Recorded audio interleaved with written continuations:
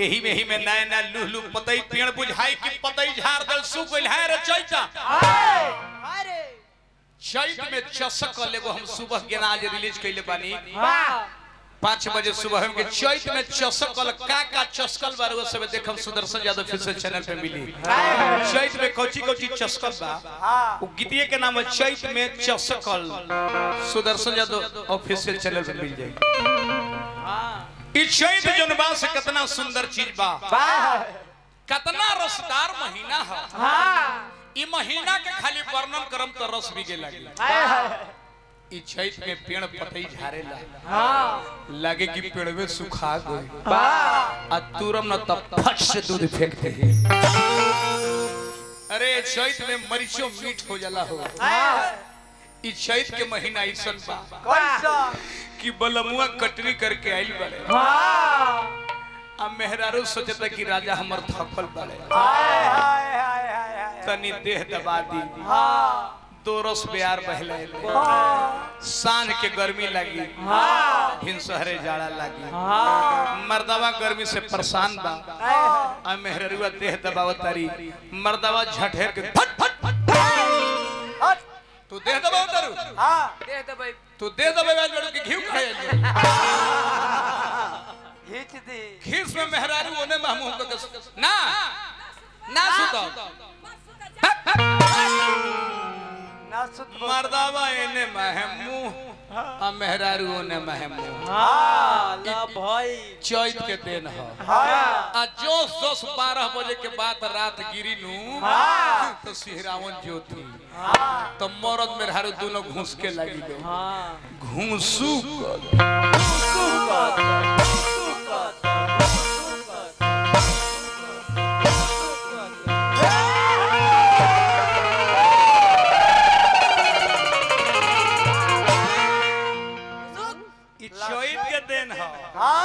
एक छदर तक कुंवर जी दोनों चपक के सुतेलन सो।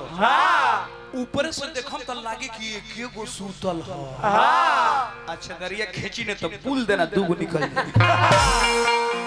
ई चैत के दिन ह इमे जितना जेकर मरद आइल बा घरे ओकरो दिक्कत एगो के ह आ जेकर मरद बहरा बा ओकरो दिक्कत बा। दोनों भाभी में देखी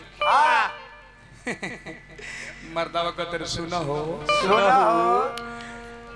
ताहर मेहरना ताहर बाबूजी कोनो डॉक्टर इंजीनियर से शादी नहीं खन कइले ना महीना चैत के बा घूम तनले घूमत आरू।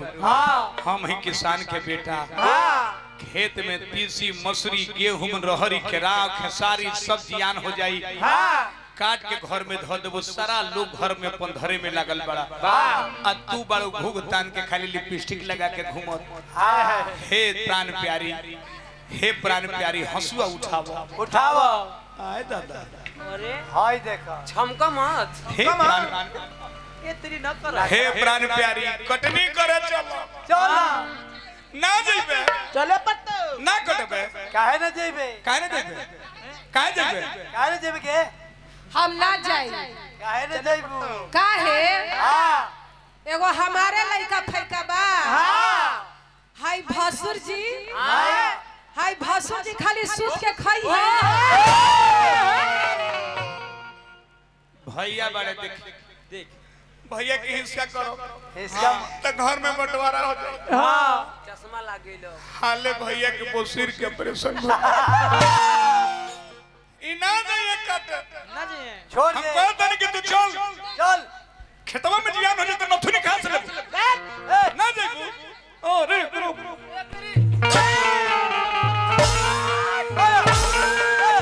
मारा मारे मारा रबा रबा के ए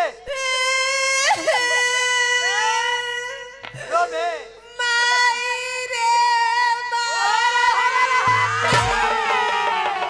हाइला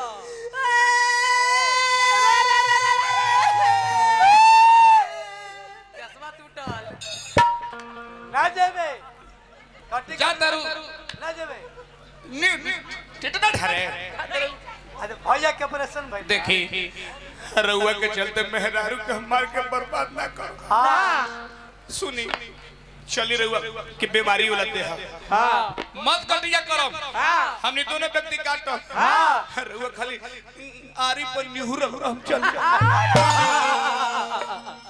ना जेबे ऐसे कहते नहीं कि चैत के हरे लहरिया में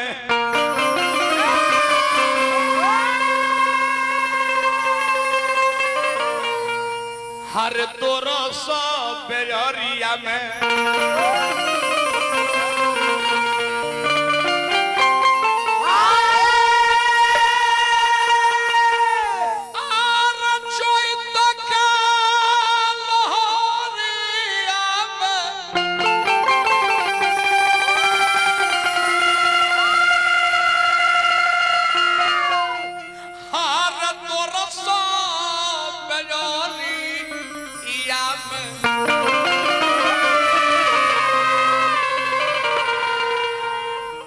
हरे उठेला दरदिया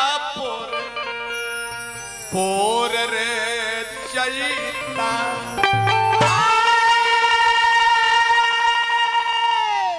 घानी बसवरिया में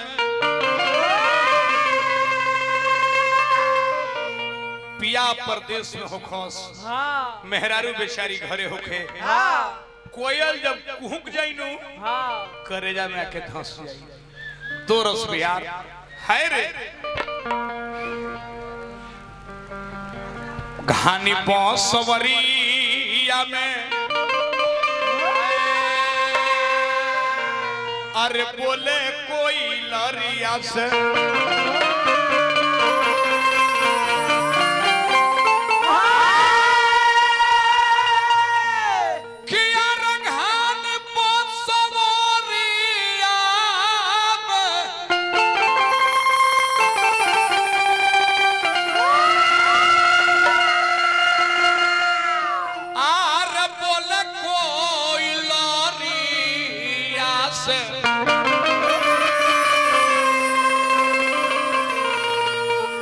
तैयार मारला जो बनवा हिलोर रे चैतावा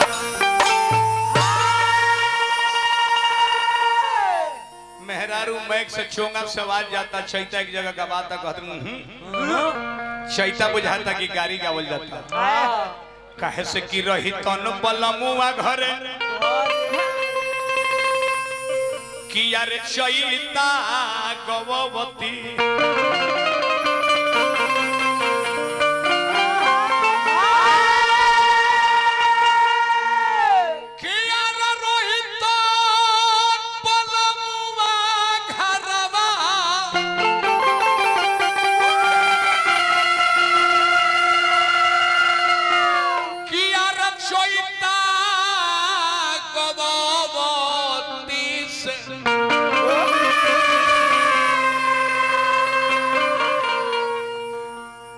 बाकी भइल सुदर्शनमा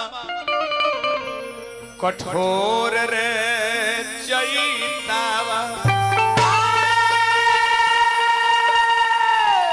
मेहरारू कोना भा में कहत रही चाचा तनी चैत के देखिए करा के बसंत के लेदारी कहल जाई ई बसंत ऋतु आज के महीना ह कहा कि आई तो किया रे आई तो अचैते में घरे हो पिया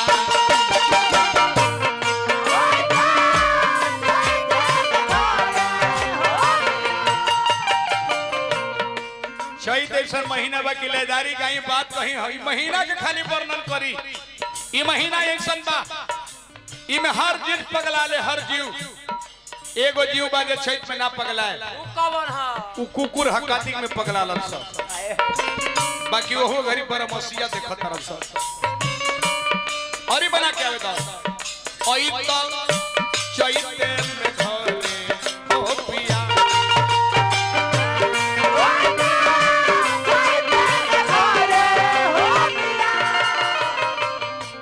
अम्मा मोजराई ए बहुआ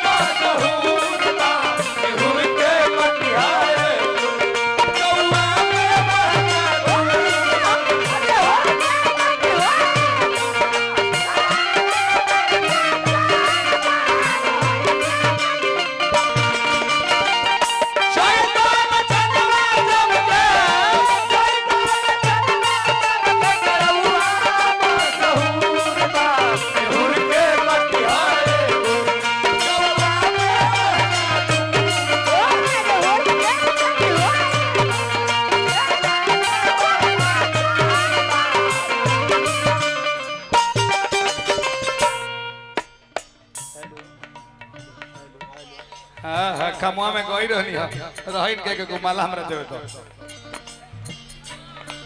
हेलो अरे याद से ही कह के कहां देखले बानी हम लो इनका रुपया दो ऑपरेटर साहब कोरस बहुत बहुत के पुरस्कार भैया से हार्दिक हार्दिक प्रणाम जीवन तो हाल हाउ में आओ तो हेलो हेलो और ही तो बॉक्स नट देइए तो कुल अब इनका मैं डाल दो माला डालो डालो हां ना इधर तनी रहे नहीं चैता ए जे हां तू डालो इनका कैसा लगा तेरे ठीक बात चली कि ना चली चली कि ना चली खाली ऐसे तो करो तारा हां भाई जाची तारा से बियाह कोई चाहते तो कॉले बनो कॉली जाते हैं ये सब हतन ये प्राणेश्वरी तू न हो परानी मिलके फिर से मुर्गी ले लो मकेर के धरती से माननीय हमारा बबलू बाबा के आशीर्वाद हार्दिक हार्दिक प्रणाम करता नहीं गोड़ लगता नहीं मुर्गी ले लो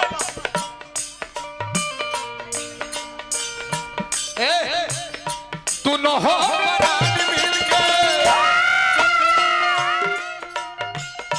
करके कटनी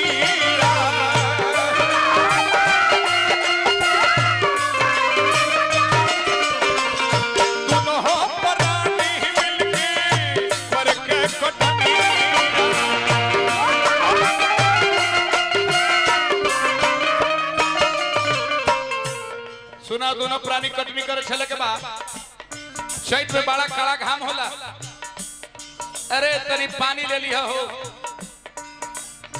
तनी सतुआ ले लिया हो तनी टिकोरा के चटनी पीस ले धनिया तनी मुरई ले लिया एगो मिठाई ले लिया कृष्णा जी बहुत रुपए के पुरस्कार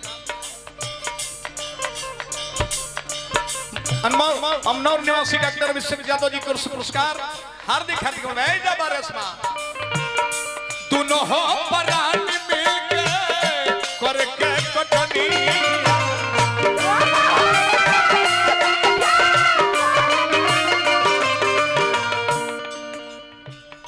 सतुआ के संगली हो आम के चटनी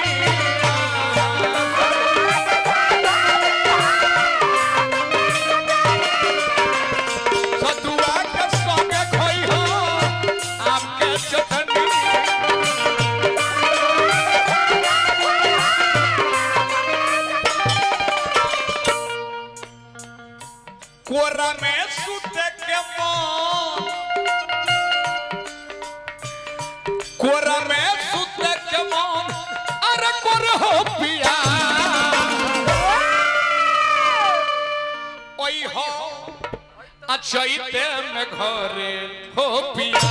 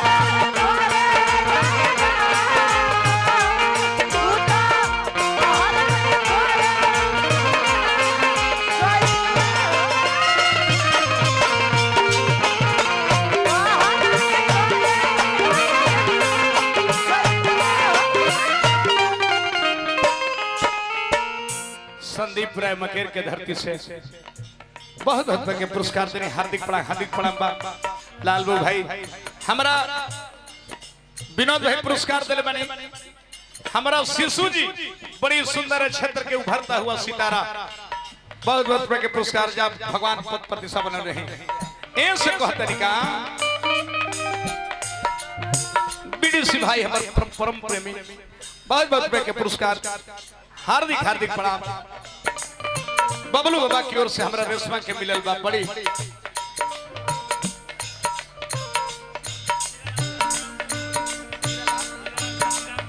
हीरालाल भैया साहब जामपुर की धरती से बहुत बहुत बड़ा पुरस्कार, हार्दिक हार्दिक प्रणाम बा। कहे के भाबा ऐसे कहतनी मेहरारू बेचारी भाग को दे हाय रे चोई चल चल कटनी काटे। हम एक बार कह देनी ना कि ना जाए तो ना जाए, चले पत्ता मारा चाहे कुछ हो कर हम ना जाए। जबले हमार भासुर जी एगो हमर गोतनी आइल बिया उ ना जाए तबले हम ना जाए। अरे आही दादा गोतनिया के हाले पछतानी कटाई बा। हां कोई ना भैया जाके घर में ढुक जाता रही, कोई ना हमने दोनों कटनी कटम, तू लोग दोनों परिवार चलो तो घर में बंटवारा हो जाई। अब मेहरारू के जान ना मारो भैया, हम बात समाना तरे नहीं खे जात हट को दली। अच्छा ठीक बा, गोतनी के ऑपरेशन भइल बा, हाय भसुर जी हाय चिताने सुतल बानी। भाई के छोड़े बुढ़ा गई नहीं कटनी कटे लेक नहीं भैया हो भौजी के भेजा, हमने दोनों काटम जा तो निहुर निहुर के मुट्ठी आई, अब मुठिया मुठिया के बोझा बनवा दी। आना तो खेतवे में धर जाई सरसों या तीसी,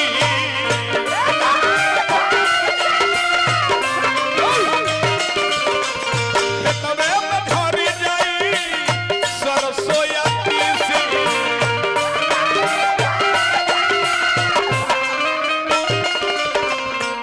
हां एगो देवरा डांगर ह, मुंह देखला बुझा त कि जरल पुआ ह। आई देवरा खाली भात दे खा, चर छिपा भात दादी पीसी बोलता रे देवराई खीसी।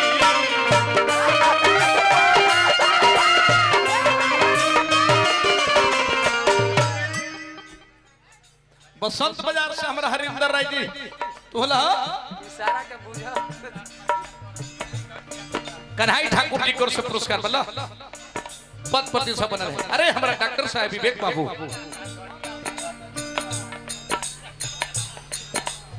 दीपक कुमार जी पीडीसी भाई के सम्मान में बहुत बहुत के पुरस्कार। हमारा विचार सेवा सदन यही डॉक्टर साहब हैं, यही हाल ऑपरेशन कैले बनी हमारा भौजी के, अब कटनी काटे जात नहीं खी। अरे वो 40 से सम्मान करी, केहू के दवाई दे दी। दांत पीस बोलता देवरवा हो खीसी।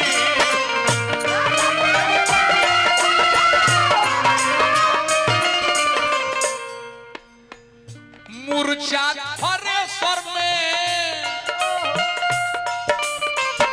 मूर्छा थरेसर में अरे धर हो पिया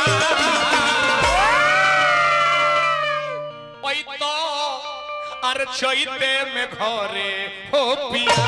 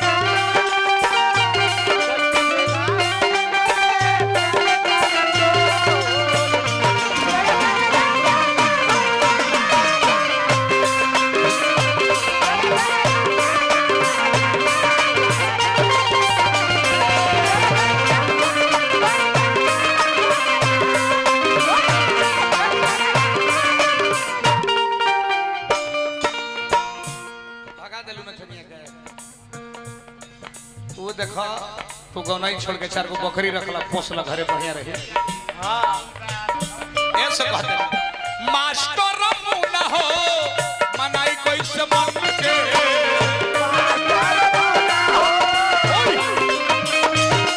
मास्टर मुना हो मनाई कोई से मन के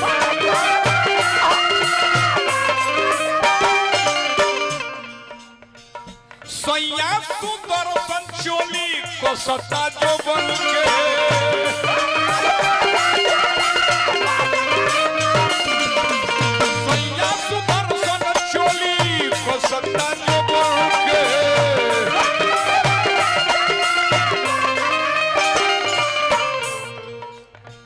अब वही में कोई बोल देता कि बोले